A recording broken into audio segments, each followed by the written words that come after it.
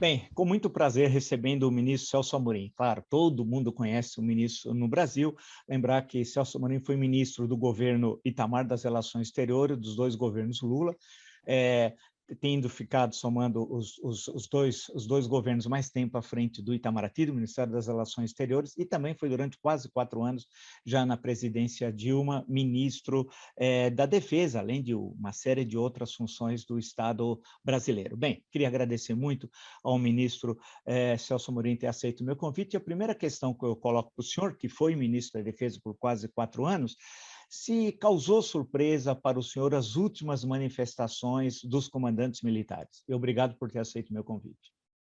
Olha, surpresas constantes, contínuas e crescentes, vamos dizer assim, e preocupações também, né? Parece que há uma também feita agora, ultimamente, pelo general Heleno, de que podem atuar com base no artigo 142, mas quem interpreta o artigo 142 não são os militares, é o Supremo, né? Se alguém tem que interpretar, e até o presidente do Supremo, Fux, já declarou que não há possibilidade de interpretar aquele artigo como dando um poder moderador às Forças Armadas.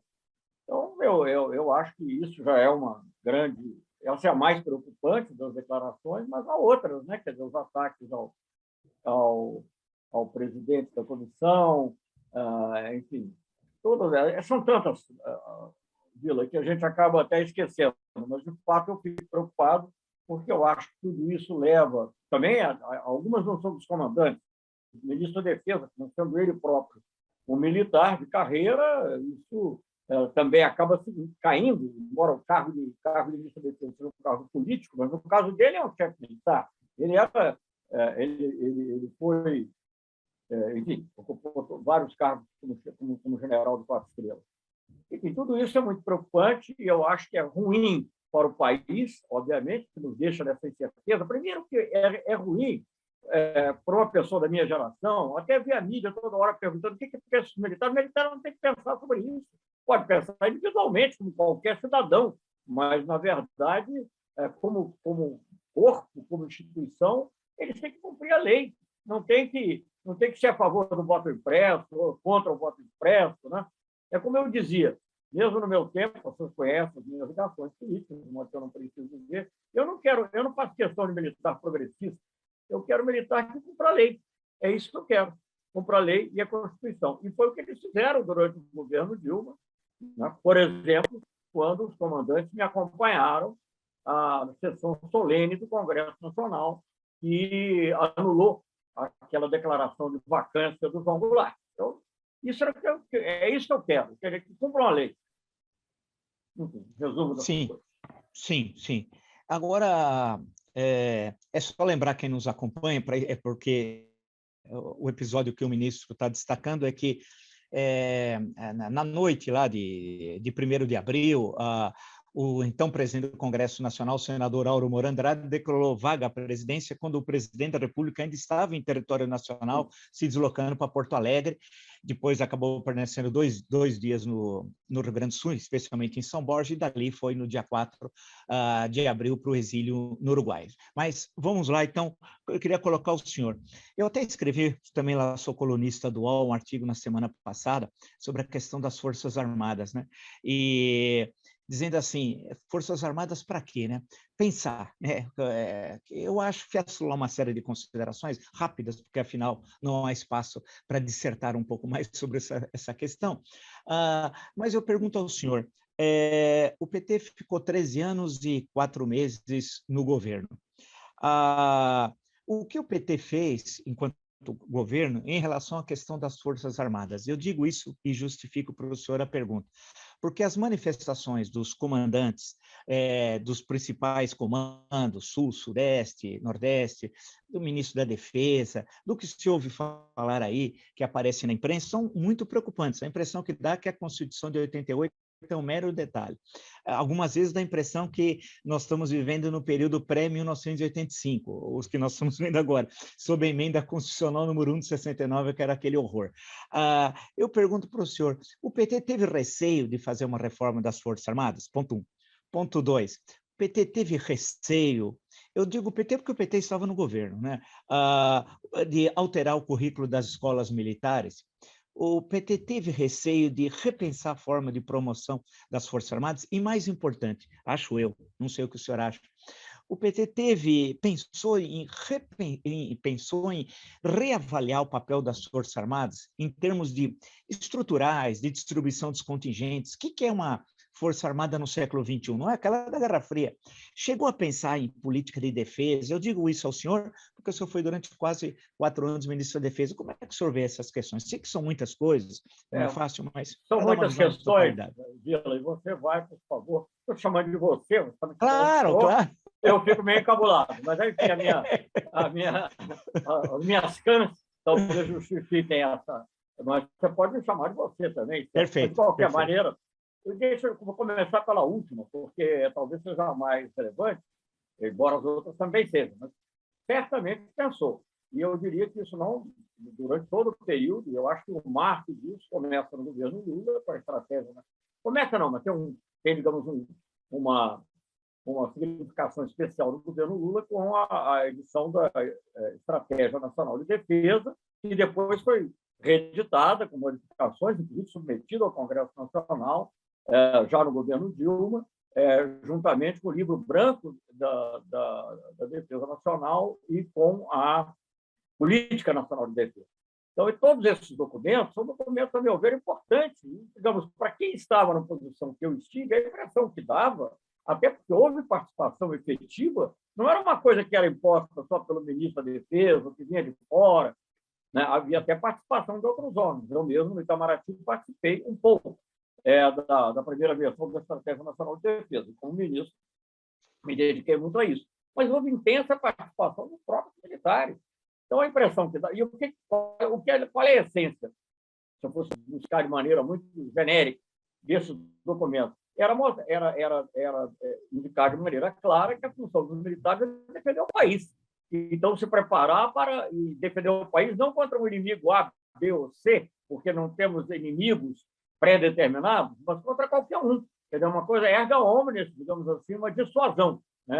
Isso é introduzido na estratégia, depois é desenvolvido nesses outros documentos que eu mencionei, inclusive a segunda edição da estratégia, e eu acho que isso era uma coisa que se expressou também nos projetos que foram aprovados durante o governo Lula e o governo Dilma, para citar 2 ou 3, inclusive de alguma maneira abrangendo aí uma ou outra das perguntas, mas talvez eu tenha que voltar alguma, com projetos como o submarino de propulsão nuclear. Né? Qual é a grande diferença? O submarino de propulsão nuclear não é para dissolver manifestação na Cinelândia. Né? O submarino de propulsão nuclear é para defender as nossas riquezas, o nosso litoral, enfim. Depois, os caças não digo que seja a ultimíssima geração, porque já tem aqueles furtivos, o stealth, e esse não chega a isso, mas digamos, geração 4, 4,5, vamos dizer, já estamos na geração 5, mas, enfim, de uma geração mais recente, os caças foram escolhidos finalmente pela aeronáutica, são os caças suecos, Gripen, e também com relação às fronteiras, para atender um pouco até a sua preocupação da alocação de forças, o sistema de controle eletrônico. Ainda é um sistema muito caro, então isso levaria 10, 15 anos para ficar pronto. Não sei nem como é que andou depois, mas foi feito algum investimento. Estou dando 3 exemplos de questões assim, muito fundamentais no aspecto da dissuasão, no aspecto de defesa do território nacional, em vez, digamos, de uma visão mais assim, virada para dentro, né, de lei e da ordem, que também se praticou. Eu devo dizer, se alguma autocrítica se pode fazer, é que nós fomos talvez um pouquinho fáceis, mas não era. Veja bem, isso aí não era. Isso é uma coisa muito importante dizer, não era, em geral, uma reivindicação das Forças Armadas. As pessoas todas dizem, pode ser que tenha acontecido isso em parte, que a presença do Haiti serviu para usarem aqui as Forças Armadas para dentro, e não estou negando que isso tenha acontecido, mas a reivindicação da aplicação de garantias de lei da ordem vinha sempre dos governadores, insistentemente, quando eles não confiavam nas polícias. Havia greve na polícia, muitas vezes. Outras vezes era algum evento que ultrapassava a capacidade das polícias militares. A não ser, digamos, em eventos que aí sim, de qualquer maneira, se justifica a presença das Forças Armadas, grandes eventos, tipo visita do Papa, Copa do Mundo, enfim, que são eventos que em qualquer lugar do mundo tem também uma presença grande de Forças Armadas na segurança, que envolve chefes de Estado estrangeiros, enfim, delegações estrangeiras, etc. Então, eu diria isso assim, falando de uma maneira muito genérica, tentando responder a sua pergunta, mas ela tinha outros aspectos que eu talvez não tenha mencionado. E justamente sobre isso, ministro, a questão a distância, quer dizer, de quem acompanha os fatos, a impressão que dá que foi feito um esforço de reequipar as Forças Armadas, e foi bem recebido, evidentemente, pelas três forças, esse esforço, né, de submarino, a questão dos caças, outras coisas que envolvem exército, etc, etc, etc. Agora, mas houve algum tipo de preocupação? O senhor falou da questão de estabelecer uma política para as Forças Armadas, mas em relação à formação dos oficiais, né? Porque a impressão que dá é que tudo isso foi meio cosmético, parece a mudança para dentro dos militares, né? Em termos de formação, dos currículos das escolas militares, a forma de promoção. Eu não estou dizendo isso no sentido de punir aqueles que pensam diferente que o governo, nada disso, de um governo que esteja estabelecido, porque o que se quer é bons profissionais, é isso. O que ele pensa ou não da esfera privada, ele tem que guardar isso para a esfera privada. Mas houve algum tipo de preocupação em relação a isso? Olha, Marco, eu vou falar mais do meu período, porque eu não posso, Sim, eu não claro. conheço tão bem o que aconteceu antes. Houve. Por exemplo, foram introduzidos cursos de direitos humanos em todas as... Foram introduzidas a matéria de direitos humanos em todos os cursos, em todos os níveis das Forças Armadas, das três forças. Não foi fácil. Havia resistência. Eu, como fui ministro do exterior, conhecia bem essas coisas. Eu me lembro que quando eu tentei a primeira vez, nós tínhamos um secretário secretário que era um almirante da reserva, mas uma pessoa muito cordata, devo dizer, que era o secretário no Ministério da Defesa, né? Que era coordenado pelo Ministério da Defesa. E ele mesmo espelhava, mas não sei, e dizia, já tem aqui direito humanitário. Eu falei, gente, não vem para mim dizer isso. Direito humanitário é uma coisa, direitos humanos são outra coisa. Direito humanitário é um direito da guerra, né? O direito, claro que uma coisa tem alguma ligação, né? Mas é o direito, por exemplo, em relação a territórios ocupados, como ocorre atualmente na Palestina, né? Na Cisjordânia. Enfim, é uma coisa totalmente diferente de direitos humanos, como é aplicado.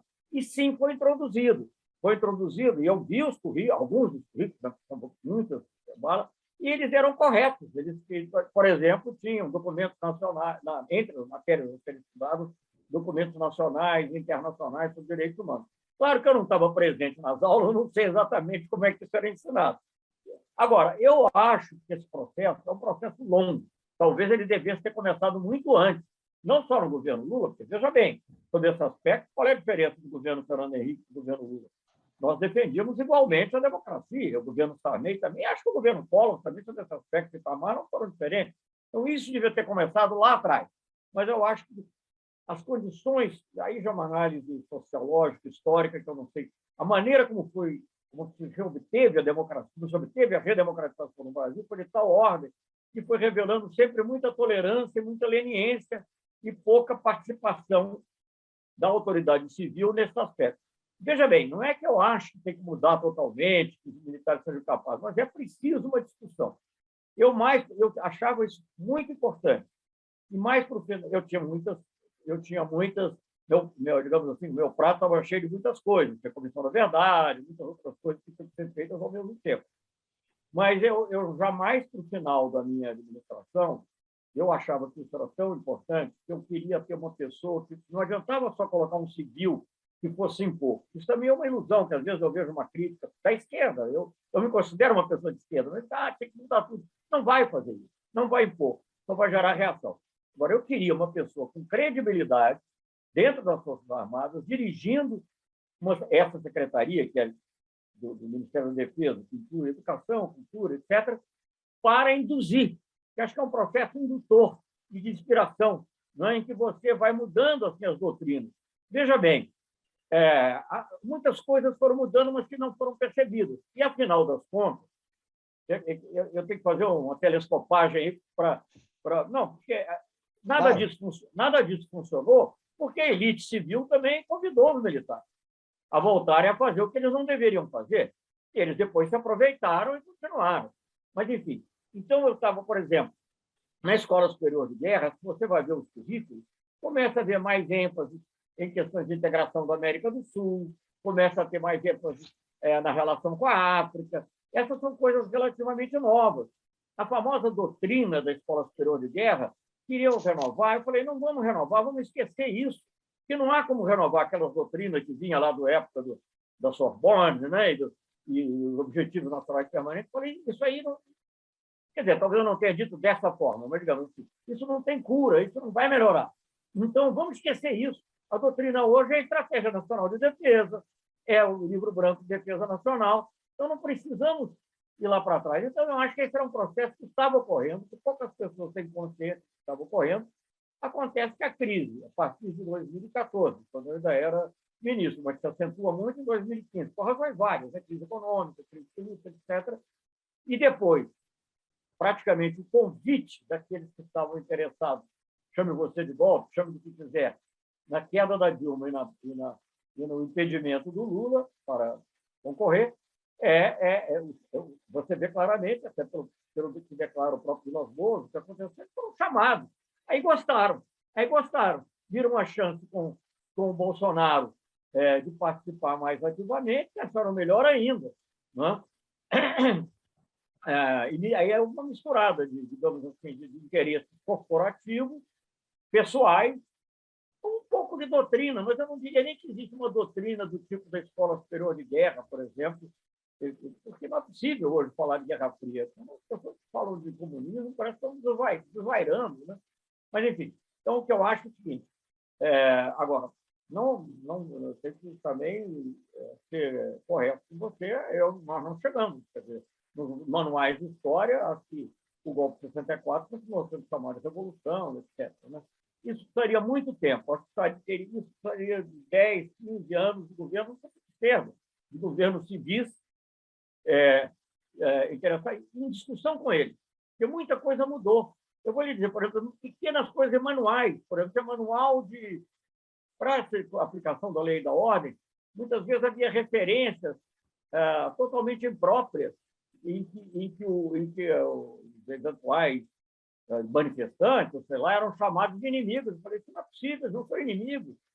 Né? Mas isso tudo é uma coisa que leva muito tempo para fazer, e eu acho que talvez nós todos, e aí não é só o governo do PT, tenham demorado a compreender que isso era uma coisa fundamental.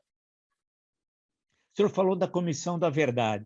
O senhor acha que foi um erro, não a comissão em si, mas o encaminhamento da forma como a comissão desenvolveu os seus trabalhos? Porque os militares agora, sempre uma das suas justificativas que eles apresentam de desacordo em relação aos governos do PT seria, de acordo com eles, a forma como foi desenvolvida a Comissão da Verdade. Há uma autocrítica para fazer em relação à Comissão da Verdade ou não?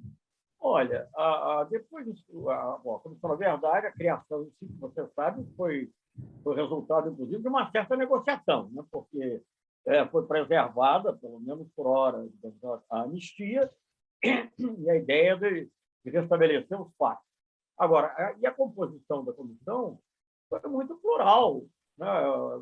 Havia, sei lá, eu posso me lembrar assim de pronto duas pessoas que pertenceram aos governos do Fernando Henrique Cardoso. O Paulo Sérgio Pinheiro, que foi ministro de Direitos Humanos, e o José Carlos Dias, que foi ministro da Justiça. Não estou me lembrando de todos agora. Outro foi procurador da República, uma pessoa independente, Pontelli. Enfim, por aí vamos, sociólogos, etc. Agora, uma vez criada a comissão, ela atuou com total independência. Nunca sofreu direção. Foi um erro? Isso não acho que tenha sido um erro, eu acho que foi uma maneira de ser o mais... O que eu fiz como ministro da Defesa?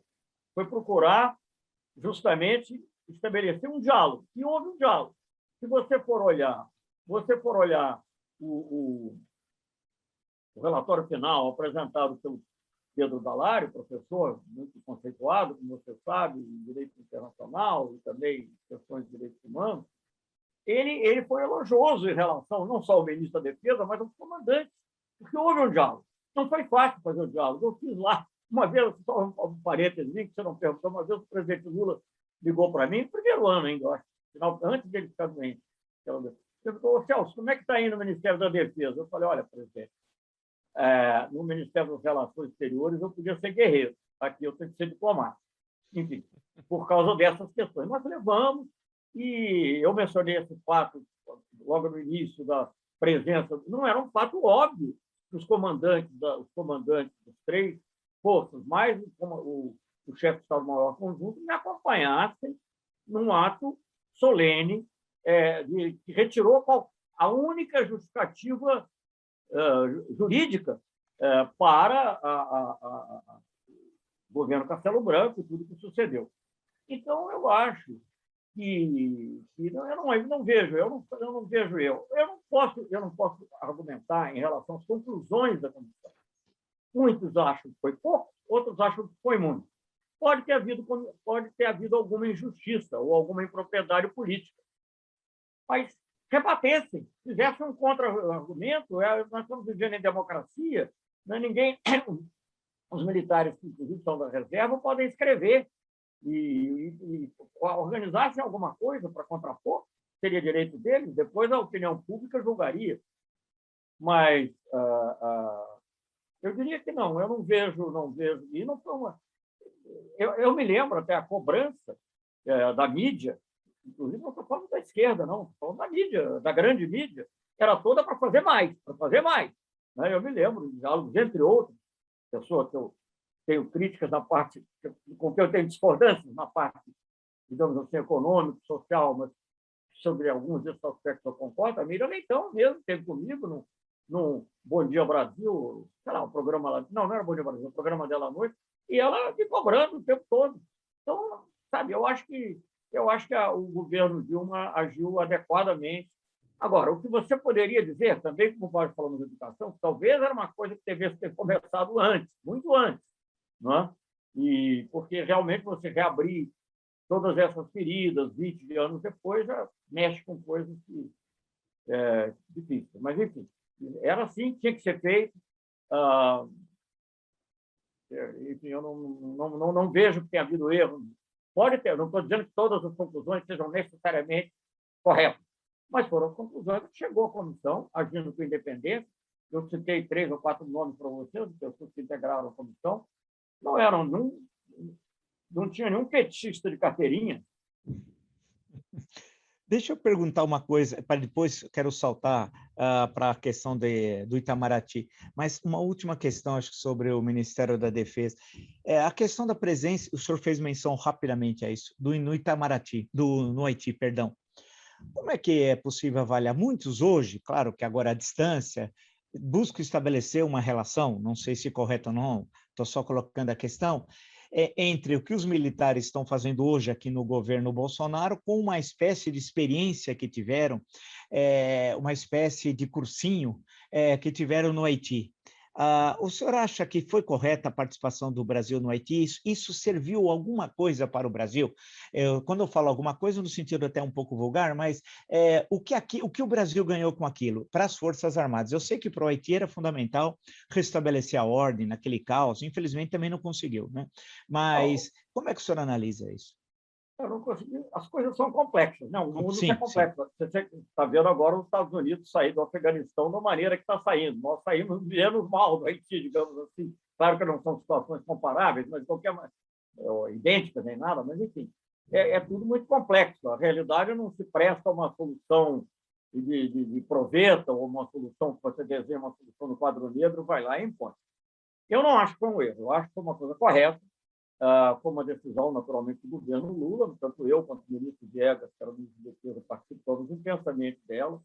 Eu acho que você não pode ter um país do tamanho do Brasil, com a dimensão do Brasil, não estou falando do Brasil de hoje, o Brasil de hoje é zero, aliás, abaixo do zero, como está o governo brasileiro. Mas, enfim, o país, e agora também não estou falando só do governo Lula, estou falando do governo Fernando Henrique, todos os governos que eu participei, próximo ou de maneira mais direta, lembrando que nos governos do Fernando Henrique eu fui embaixador na ONU, embaixador em Genebra, em Londres, então também tive alguma participação, né? Então, eu acho que para o país, com a projeção do Brasil, com as ambições históricas do Brasil, inclusive de ser membro permanente do Conselho de Segurança, mas mesmo que não seja membro permanente, quer influir na realidade internacional, eu acho que era, sim, razoável o Brasil participar de uma operação no Haiti, que não era uma operação de intervenção, era uma operação diferente do que aconteceu, não era uma operação bilateral, uma operação aprovada pelo Conselho de Segurança das Nações Unidas, uma força de paz das Nações Unidas. Agora, essas operações, ver por dois lados, elas têm desgaste, não é uma operação militar que não tem algum desgaste. Não estou justificando, isso se aprende, vai corrigindo com o tempo, mas eu devo até dizer, muitos criticam a operação de paz lá porque foi muita brutalidade. Pode ter havido, eu não vou negar, na época não era o que a ONU dizia. A crítica que a gente recebia era que os nossos militares eram muito suaves. Tem até na revista Economist, isso, em geral era essa. Né? Mas, enfim, não foi isso que você perguntou, mas são coisas ligadas. Com relação à situação atual, eu, sinceramente, não vejo nenhuma ligação. Não vejo nenhuma ligação. O bolsonarismo não tem nada a ver com a situação. Se você tivesse tido uma situação, vamos dizer, em que eu fiz uma pequena autocrítica em relação às GLO, né? Se você tivesse tido uma situação, as GLOs, entretanto, no nosso período, sempre foram mantidas dentro de certas proporções. Se você tivesse tido uma situação do tipo da intervenção no Rio de Janeiro, feita no governo Temer, e se isso se expandisse para o Brasil, você poderia dizer, está vendo, eles estão aplicando o que eles fizeram no Haiti. Mas não é isso que está acontecendo. O que está acontecendo no Brasil é um governo caótico, que prega, que inclusive procura utilizar os militares como se fosse uma guarda pretoriana, né, que não preza, inclusive, o aspecto fundamental das Forças Armadas como forças de Estado e não de governo, na minha opinião, estou dando a minha opinião. Então, eu acho que não procede. Você tem pessoas que foram ao Haiti ou desapareceram totalmente, né? Digamos que foram comandantes da MINUSTAH, ou que, digamos, ficaram contra o governo. Por exemplo, Santos Cruz esteve no Haiti, mas brigou logo com o governo, então não pode ser responsável pelo que está aqui. O general Pujol, que esteve no Haiti, foi chefe, foi demitido pelo Bolsonaro, porque justamente ele não queria seguir essas coisas que estão sendo praticadas. Já outros, como o Heleno, não, estão no governo. Então, o Braga Neto, bom, pelo menos não comandou, não sei se em algum momento, em algum outro momento, teve no Haiti, acho que não. Mas, enfim, certamente não comandou, e é hoje a pessoa principal dentro da ação que as Forças Armadas estão tendo, ou pelo menos que o Exército está tendo. Então, eu acho que, digamos, essa correlação não procede. Se tivesse ocorrido uma outra coisa, digamos, uma expansão de GLO pelo Brasil afora, que eu temia que ocorresse quando houve intervenção no Rio de Janeiro, eu ia ficar preocupado de que teria sido o que está acontecendo hoje, que, a meu ver, é muito mais grave, mas é de outra índole. Deixa eu agora, conversando com o senhor um pouco sobre questão de relações exteriores. Claro que eu li tudo o que saiu em entrevista, o que o senhor falou também sobre o atual governo e a situação é difícil, vamos chamar assim, para ser bem ameno do Brasil hoje no mundo, quase um estado pária. Foi até considerado isso algo positivo, que é sui generis, você ser pária e se auto-intitular pária e achar que aquilo é uma qualidade. Isso num mundo tão complexo como nós vivemos, né, que exige tanta negociação e diplomacia. Em linhas gerais, como é que o senhor avalia a diplomacia nesses 2 anos e 8 meses do governo Bolsonaro?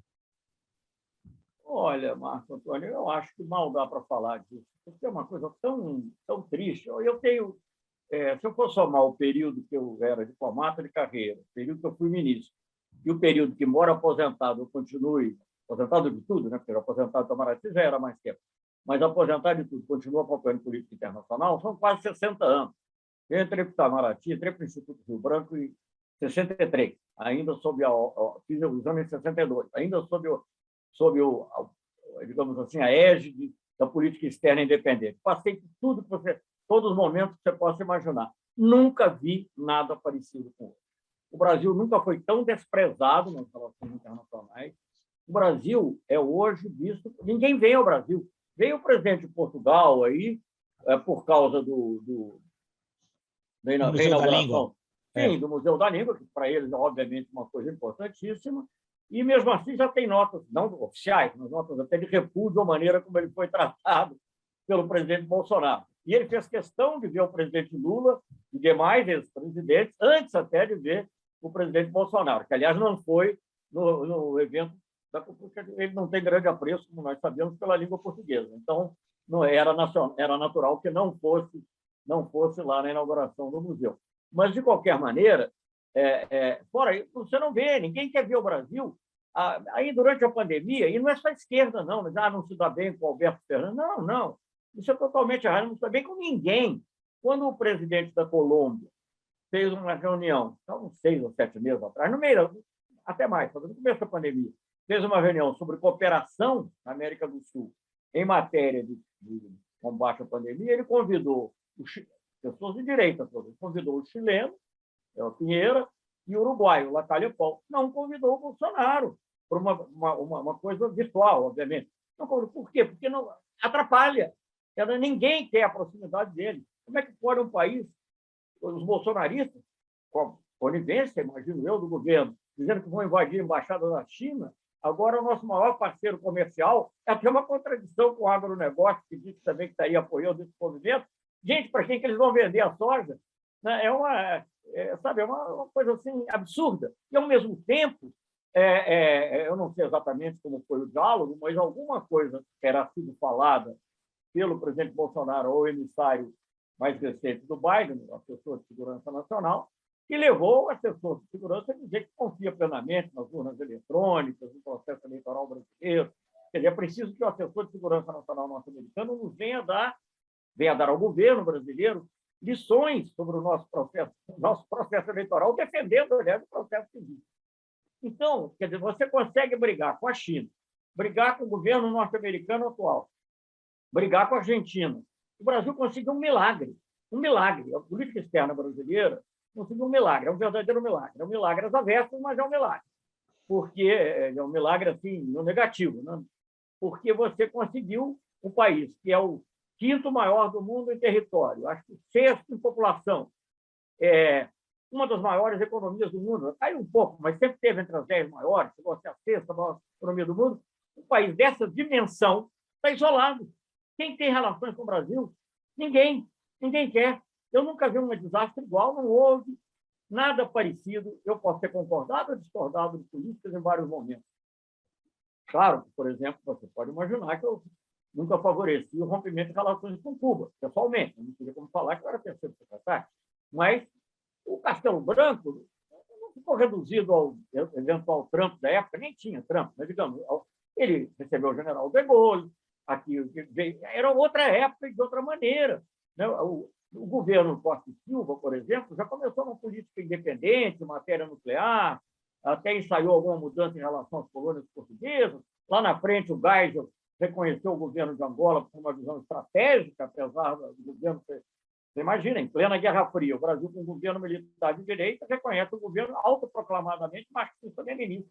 E não só reconhece, é o primeiro país do mundo a reconhecer, antes da União Soviética e antes do Cuba. Enfim, eu estou citando alguns casos. Né? Assim, o discurso do Figueiredo, olha, eu falo com muita tranquilidade, porque eu fui presidente da Embrasil no governo Figueiredo, durante uma certa época, o ministro Eduardo Portela, inicialmente, fui demitido, porque autorizei um filme que tratava de tortura para a Frente Brasil. Então, eu teria todas as razões para ter ressentimento. Mas você pega o discurso do Figueiredo na ONU, em 82, mesmo ano, aliás, que fui demitido, e compara com o do Bolsonaro, o Figueiredo é um grande estadista. É assim, quase que um Nasser ou um Meru falando na ONU, comparando. Não, estou falando brincadeira, não. Sabe? É claro que ele estava assessorado por guerreiros, mas a pessoa tem que saber se assessorar. Né? Sim. Então, eu acho que é um desastre que não tem tamanho. Quem quer que o que quer que ocorra depois, quando o Brasil voltar a ser um país normal, vai ter muito trabalho para recompor essas coisas, porque a liderança, você vê, há um diálogo agora entre a oposição e o governo venezuelano, com apoio discreto dos americanos, que não estão participando, mas disseram que favorece o diálogo, no México. Participam vários países como observadores, ou de alguma outra forma, o mediador é a Noruega, mas tem lá como facilitador, tem Rússia, tem Holanda, tem Turquia, tem outros países latino-americanos. O Brasil não é convidado para nada, nem para observar, que até a observação já contamina. É uma coisa impressionante, sinceramente. Eu nunca vi uma coisa igual. Nunca vi. Eu estou falando não como o ministro Lula, ou como o meu, também, né? Ou o ministro da Dilma, ou mesmo de Itamar, estou falando com 60 anos em que eu acompanho política externa, nunca vi nada parecido. Desastre igual. Perfeito. Quando o senhor fez até menção, foi o Figueiredo em 82, é a primeira vez que um presidente brasileiro vai falar na Assembleia Geral, né? Foi em 1982, quando o chanceler era o Saraiva Guerreiro, e ele, nas memórias, ele até conta isso, explica, era a crise da dívida externa, inclusive, era um momento muito complicado, né? 1982, e é isso que o senhor destaca. Eu estou dizendo isso para quem acompanha o nosso canal, né? Você tem uma certa continuidade na linha diplomática, né? Do Azeredo da Silveira com o Saraiva Guerreiro, e são 11 anos, 5 de um e 6 de outro, né? Quer dizer, e essa questão que foi destacada de Angola, o restabelecimento das relações com a China, né? Que algo também foi importante, o acordo nuclear com a Alemanha Ocidental, isso tudo no governo Geisel, que na época foi uma confusão com o governo americano, né? Entre outras questões importantes, de mostrar autonomia, né? De você ter essa autonomia nacional. Deixa eu colocar uma questão que eu tenho de falar sem ser chato ou deselegante, mas é obrigado. Foi atribuído ao senhor, não sei se disse, eu estou me lembrando agora aqui, foi falado muito, mas é que o senhor teria dito assim, em certo momento, abre aspas, o presidente Lula é o nosso guia. O senhor disse isso, e se disse, o senhor concorda, e por que o senhor disse? Olha, eu nem me lembro se o Hélio Gaspar que menciona isso. Pode ser Sim, que eu tenha sim. dito, e pode ser que, numa certa circunstância, eu tenha dito. Obviamente, eu não tenho a visão de Mindfield, né? Como pode se imaginar, extrair daí. Mas pode ser que eu tenha dito. A gente fala, ele era o líder do governo. Pode ser que eu tenha dito. Não vou. Agora, eu tenho uma relação bastante boa com o presidente, concordo basicamente, lógico, senão não teria ficado também lá e não teria ficado depois, mas também, quando é necessário colocar uma posição diferente, coloco. E já na época também acontecia. Isso talvez tenha falado, não sei. Eu também não vou me arrepender de ter falado, mas também acho que estão extrapolando ao querer ver mais do que havia ali no meio de um discurso. Não é possível, não nego, não. O senhor, em certo momento, disse, e acho que só para lembrar também quem nos acompanha, havia um desejo do governo, quando o senhor era ministro das Relações Exteriores, que o Brasil fosse membro permanente do Conselho de Segurança. O governo brasileiro, na época, o senhor era o ministro, fazia uma série de questionamentos, né, e defendia isso e traçou uma estratégia para isso. Se eu estiver errado, depois, claro, o senhor me corrige, eu estou só pensando sobre a questão, e o senhor claro que vai responder. Abriu embaixadas em um monte de lugar, alguns, segundo os críticos, em locais em que não tinha expressão econômica e que não eram importantes assim para o Brasil, a não ser numa votação na ONU, numa eventual mudança do Estatuto da Organização das Nações Unidas. O senhor acha que foi um acerto, um erro? Como é que hoje o senhor avalia essa polícia tentativa que acabou não ocorrendo do Brasil ser membro permanente do Conselho de Segurança da ONU? Olha, Vila, deixa eu te dizer uma coisa. Primeiro, não foi uma invenção do governo Lula. É uma coisa que vem da criação da ONU. Né? O Roosevelt considerava que o Brasil podia ser membro permanente, por razões diversas. Não é o caso agora de entrar acabou sendo trocado um pouco pela China, imagina, porque ele achava que era, já não ele, mas enfim, o Truman achava que era a China Formosa, acabou sendo a China Pequim. Né? Mas, de qualquer maneira, veja que eu. E quem vetou na época foi o Stalin e os ingleses. Os ingleses, porque eles queriam mais europeu, não queriam dois americanos, e o Stalin, porque não queria ninguém que eles vissem como aliado americano. Bom, essa questão voltou de tempos em tempos. Eu acho que o primeiro que volta a falar disso, salvo engano, na ONU é o Sarney. O presidente Sarney, no último discurso do período Sarney na ONU, ele cita a ideia de novos membros permanentes, que seriam uma nova categoria de membros, que seriam 100 vetos. Bom, o que acontece, estou te contando um pouco essa história, desculpa, não quero fazer uma história longa, mas é Não, mas preciso é que as bom, pessoas, as claro, pessoas entendam, né? É claro. que aí, em seguida, bom, eu não posso dizer todos os desenvolvimentos, mas nós vivemos já no governo Itamar, nós nos empenhamos nisso. Por quê? Porque aí abre-se uma oportunidade que aparentemente não existia. Quando o Sarney falou, parecia que era só um desejo dele. Mas com a Primeira Guerra do Golfo, quando os Estados Unidos precisaram muito do apoio da Alemanha e do Japão, e de outros, mas da Alemanha e do Japão, do ponto de vista financeiro, eles próprios, Estados Unidos, começam a defender a ideia da ampliação. Para quê? Para colocar a Alemanha e o Japão. Provavelmente sem veto, mas de qualquer maneira, para, digamos, poder que os Estados Unidos queriam fazer as guerras deles, nós responderam para os outros. Então, em parte, pelo menos. E a Alemanha e o Japão eram os principais candidatos. Então, por causa disso, se abre uma oportunidade, se cria um grupo nas Nações Unidas, um grupo de trabalho da Assembleia Geral. Não foi o Brasil que inventou isso, participaram vários países. Se cria um grupo, no Brasil sempre, desse grupo, o Brasil sempre teve a posição muito ativa. Eu fui embaixador na ONU durante todo o primeiro mandato do presidente Fernando Henrique Cardoso e acompanhei isso, militei nisso de muito perto.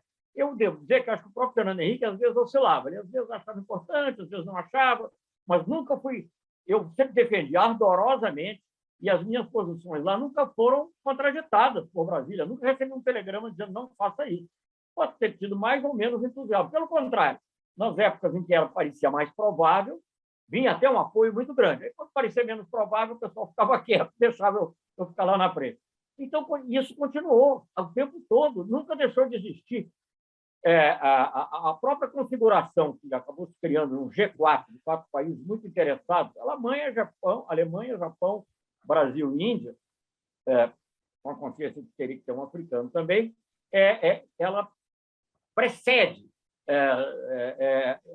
o governo Lula. Nós já nos encontrávamos sob esse formato quando eu era embaixador na ONU. Bem, realmente o governo Lula comprou e levou muito adiante essa aspiração, vamos dizer assim, brasileira, que não é absurdo. Qualquer pessoa que olhasse para o mundo, quando eles falam, por exemplo, o Chirac, antes até do governo Lula, depois chegaram a apoiar explicitamente, eles diziam é preciso que o Conselho de Segurança seja ampliado para que a Alemanha e o Japão e os grandes países do Sul. Isso é uma coisa que todo mundo, não é uma coisa que o Brasil inventou, não é uma reivindicação específica do Brasil. É num contexto em que provavelmente ocorreria uma reforma, que é um relatório do Kofi Annan de 2005, né, que são 60 anos, 60 anos, Sim. 60 anos da ONU, estou ruim de conta aqui, 60 anos da ONU, que dá duas opções. A opção 1 é essa, novos membros permanentes. Então, não foi o Brasil que inventou.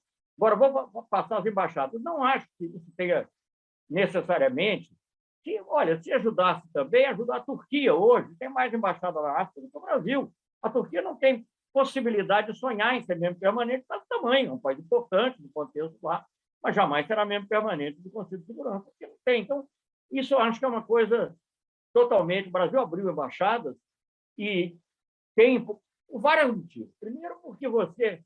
Gosto de citar uma frase aqui do Roger Agnelli, que foi o presidente da Vale, né? Não foi por causa disso, mas eu acho que era expressado. Quando as pessoas criticavam a embaixada na África, ele dizia assim, petróleo não dá na Torre Eiffel, e eu também não descubro carvão na Quinta Avenida. Quer dizer, você tem que ir para os lugares onde as coisas podem acontecer, muitas vezes você não sabe se vão acontecer, você nunca sabe, né? Então, eu poderia citar inúmeros casos de países pobres que depois se revelaram grandes produtores ou de grande interesse brasileiro econômico, inclusive. A própria Vale se estabeleceu em Zâmbia, por exemplo, um lugar onde a gente havia fechado embaixada antes e abriu depois. E sai muito mais caro reabrir do que manter, né? Enfim, é muito longo, porque fechar também é caro, etc. Tem indenizações, etc. Isso é uma coisa. Agora, sim, também reflete uma presença do Brasil no mundo, que foi útil para nós conquistarmos. Se foi bom ou não o que a gente fez nas Olimpíadas é outra questão. Mas o Brasil queria. Foi bom para conquistarmos as Olimpíadas, a Copa do Mundo. A Copa do Mundo talvez não precisasse. Certamente nas Olimpíadas. Foi muito bom para você ter muito poucos países, eu digo isso com toda a franqueza, mas você pode conferir. É muito raro você ter o mesmo país tendo, digamos, o dirigente máximo da Organização Mundial do Comércio e da FAO. Até porque são organizações mais ou menos que se contrapõem um pouquinho, né? Porque a FAO tem muita ênfase na fome, na agricultura familiar, e a OMC é comércio, lucro, etc.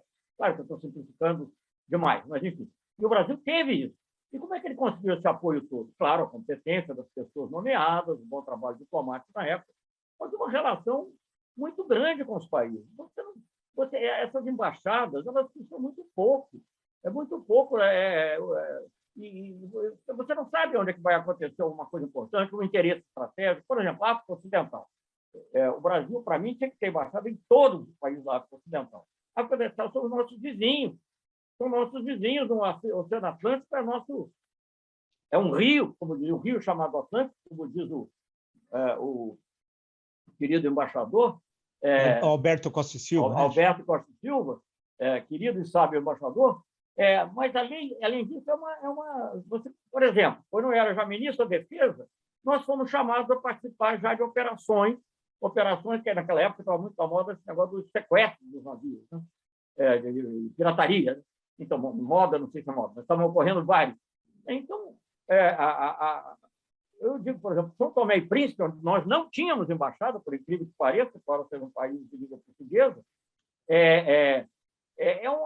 um porta-aviões no meio do Atlântico, gente. A gente não pode desprezar essas coisas. Então, eu não sei, você pode pontualmente criticar uma ou outra, não sei, pode ser, eu não sei. Mas é que você não sabe de onde vem. E você abre embaixada num lugar, o seu prestígio aumenta em outros lugares também. Né? Eu, como eu te falei, elegeu diretor-geral da FAO, já ocorreu já no governo Dilma, mas diretor-geral da FAO e o diretor-geral da OMC não é uma coisa assim. Pode fazer uma pesquisa, você não vai encontrar nem China, nem Rússia, no caso do OMC, nem Rússia, mas nem um dos membros permanentes. É muito difícil, muito difícil. Agora, você diz vale a pena? Eu acho que vale. Entendeu? E você não sabe aonde vai jorrar petróleo, aonde vão acontecer as coisas. Eu acho que essa é uma visão assim, mercantil muito pequena, né? E muito de curto prazo. Então, eu não me arrependo absolutamente. Eu acho que, vou completar uma coisa que você não perguntou, eu acho que tem um preconceito com relação à África. As pessoas não reconhecem que nós somos muito de origem africana, todos nós, né? Um país que 52% declaradamente é afrodescendente. Então, eu não vejo. Eu acho que o Brasil deve ter mais embaixada na África. Eu acho que eu errei por não ter feito o suficiente. E eu acho que há por detrás desse raciocínio, não é o seu, mas dizendo um certo racismo. E eu vejo agora que, por exemplo, fecharam já umas 2 ou 3 embaixadas na África e algumas no Caribe. Nós criamos também embaixadas e consulados na Europa e nos Estados Unidos. Consulados. Nenhum foi fechado. Não é que eu esteja advogando que serão fechados, não, mas, sabe? Então, você vê que há obviamente, um preconceito. Mas, enfim. Só lembrando também a quem nos acompanha, o senhor fez menção lá atrás da política externa independente e a designação, né, do Raimundo Souza Dantas para Gana, né, como embaixador em Gana no governo Jânio Quadros, na política externa independente em 61, né, que para o Marrocos foi o Rubem Braga, iria para o Senegal o Cícero Dias, acabou nem chegando lá, mas a importância, né, que era já dada naquele momento. Mais tarde foi o João Cabral de Melo Neto, no Senegal. Puxa vida, imagina, né? Que representação do Brasil, né? Pô, que nível. Agora, você sabe, uma coisinha leve, só para falar, para não ficar pesado demais claro, programa. Eu tive com o João Cabral, era chefe de uma divisão do Departamento Cultural, quando o Silveira era ministro no governo Gás. Eu fui lá, estive no Senegal. O João Cabral queria sair, mas eu não deixava ele sair, porque o Senghor, que era o presidente, era poeta também, queria mantê-lo de toda maneira. Que tem uma presença, inclusive, na literatura francesa, um grande poeta, tal, é incrível. Agora, o senhor em certo momento falou da Turquia, né? Então, em termos de balanço, crítico ou autocrítica, não sei, do episódio que envolveu o Brasil, Turquia, a questão do Irã, só para quem nos acompanha, era toda a questão dos reatores, a pressão norte-americana era muito grande, continua até hoje, vale lembrar, a corrida do Irã, real ou não, suposto ou não, por ter uma bomba atômica, mais uma bomba atômica islâmica, porque afinal o Paquistão já tem. O senhor acha que naquele momento... Eu não classificaria as bombas atômicas por religião, senão você vai ter que ter uma Não, tudo bem, claro. Tem uma protestante, tem uma ortodoxa, tem uma judia. Não, claro. Inclusive, Israel tem bomba atômica também, é verdade. Tem razão, fazendo a correção. Mas o Paquistão, que tem bomba atômica, aí, por causa da Índia, e tem todo aquele conflito que já vem desde os anos 40, né? Mas, colocando ao senhor, hoje, fazendo uma avaliação, foi correto ou não a política brasileira naquele momento? E o senhor era, inclusive, o chefe do Itamaraty. Foi correto ou não? Deixa eu te falar uma coisa, porque as pessoas não sabem. Parece que o Brasil inventou isso. Isso aí foi um pedido do presidente Obama ao presidente Lula, expresso numa reunião na Itália, era a reunião do G8 mais 5. Naquela época, o Brasil era convidado para todas as reuniões, inclusive dos grupos que eles não pertenciam. Tinha o G8, né, que era o G7 mais a Rússia, e inventaram o G8+5 para ter país, não é só o Brasil, mas países como o Brasil, grandes países em desenvolvimento.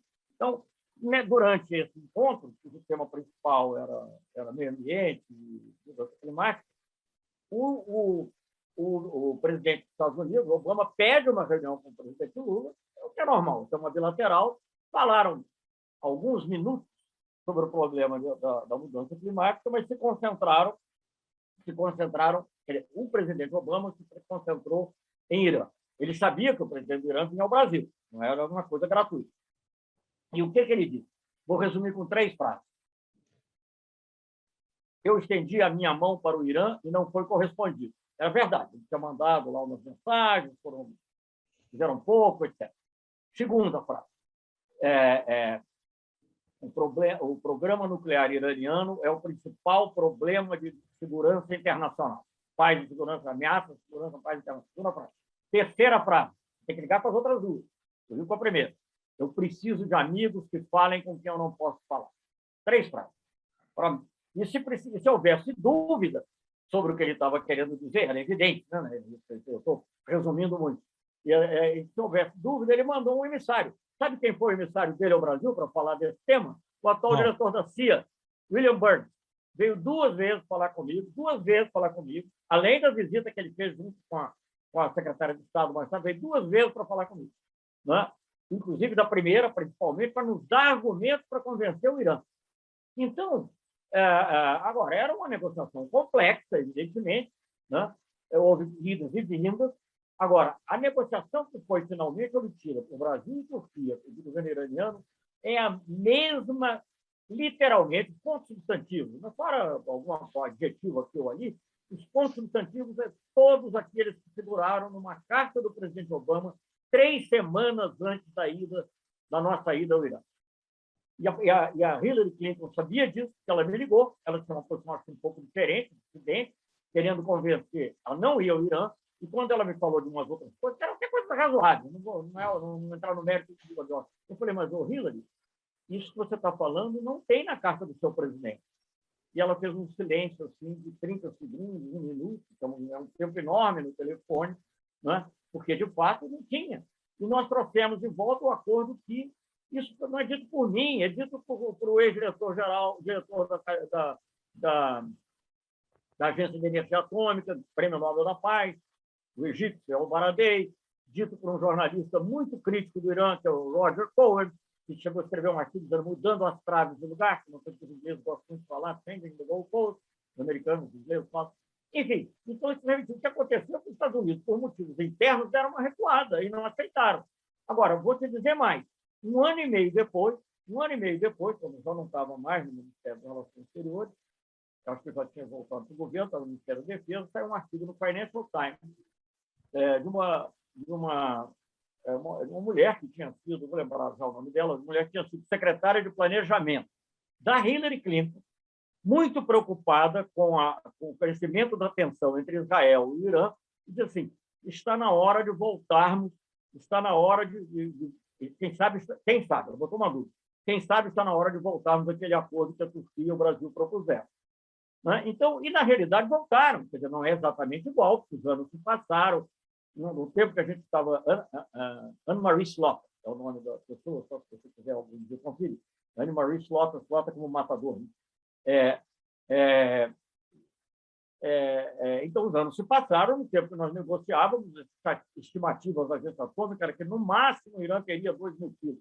Quando os Estados Unidos, de urânio enriquecido, quando 3, 4, 5 anos depois, o Obama fez esse acordo, ao qual o Biden quer voltar agora, o Irã já tinha 10.000 quilos. Então, o acordo não podia ser idêntico, obviamente, mas o espírito era o mesmo, a ideia era a mesma, o impulso era o mesmo. Então, aí eu não faço nenhuma autocrítica.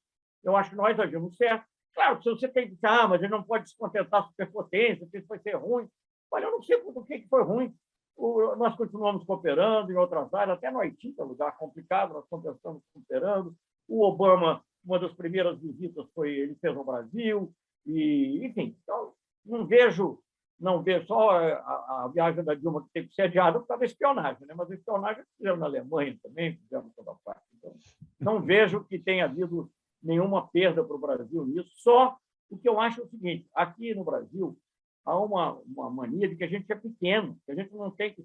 O Brasil, por exemplo, nós participamos de conferências sobre o Oriente Médio, em Anápolis com 2 N's, né? Nas cercanias de Washington, convidado pelos Estados Unidos. O presidente era o Bush e o secretário de Estado era o Condoleezza Rice.